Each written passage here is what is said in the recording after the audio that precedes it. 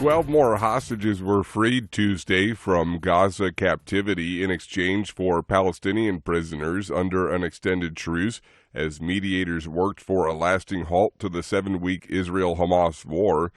10 Israelis and 2 Thais were released, the Israeli Prime Minister's office said, with the army saying they were handed over to the Red Cross and were inside Israeli territory. Hamas is a U.S. designated terrorist group. The World Health Organization warned on Tuesday of health concerns in the Gaza Strip following a surge in infectious diseases and diarrhea in children. Reuters correspondent Freddie Joyner reports. The World Health Organization warns that even more people could die from disease than from bombs if the besieged enclave's health system is not repaired. No medicines, no vaccination activities, no access to safe water and hygiene, and no food.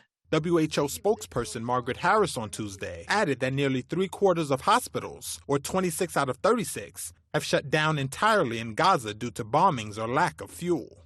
Under the terms of a pause in fighting, Israel has allowed more aid to flow into Gaza, including food, water, and medicine, although aid agencies say it is not enough to meet the immense needs. Reuters correspondent Freddie Joyner. NATO boss Jens Stoltenberg, responding to accusations of Western double standards, said on Tuesday international law had to apply in all conflicts, but the wars in Ukraine and Gaza were very different. Ukraine never posed a threat to Russia.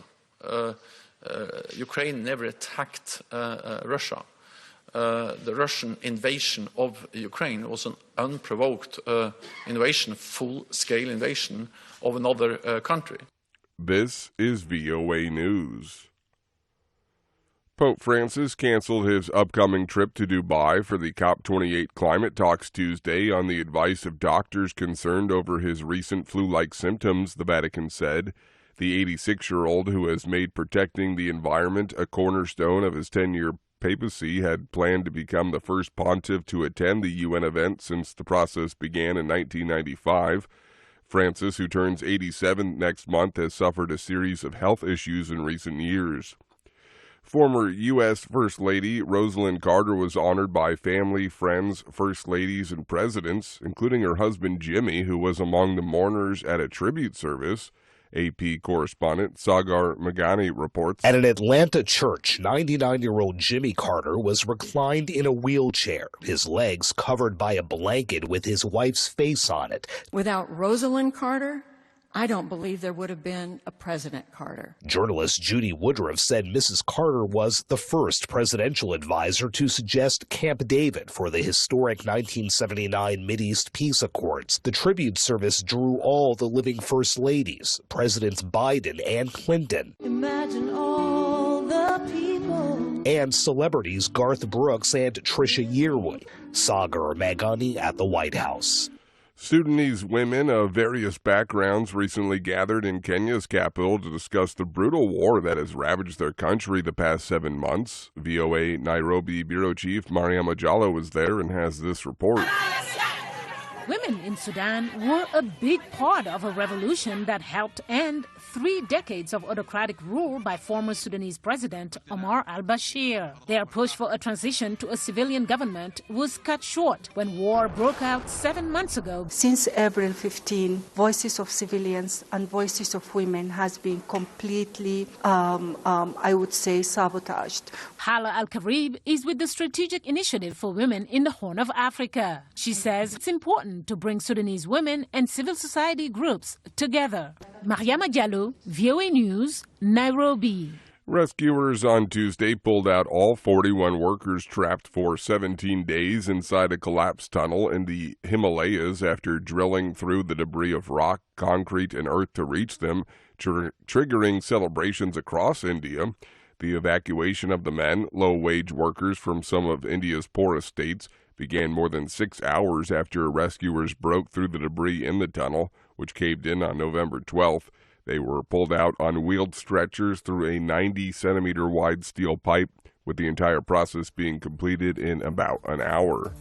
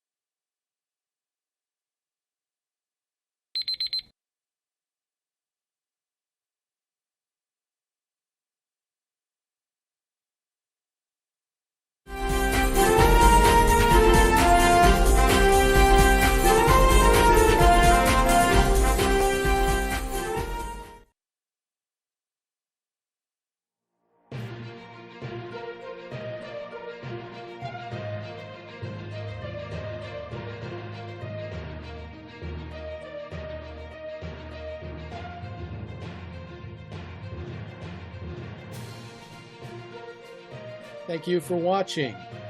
Can you do me a favor? Please leave a comment in the comments section below.